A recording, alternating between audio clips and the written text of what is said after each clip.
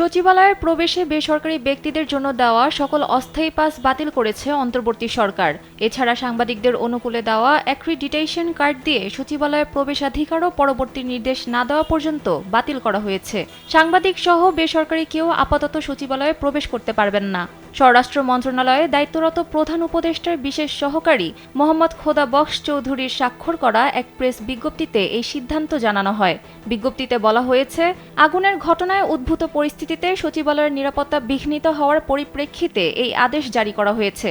বিজ্ঞপ্তিতে বলা হয়, বাংলাদেশ সচিবালয়ের সার্বিক নিরাপত্তা বৃদ্ধির স্বার্থে সচিবালয়ে কর্মরত কর্মকর্তা কর্মচারীদের অনুকূলে দেওয়া স্থায়ী প্রবেশ পাস এবং সরকারি কর্মকর্তা কর্মচারীদের জন্য দেওয়া অস্থায়ী প্রবেশ পাস ছাড়া বেসরকারি ব্যক্তিদের জন্য সব ধরনের অস্থায়ী সচিবালয়ের প্রবেশ পাস বাতিল করা হলো।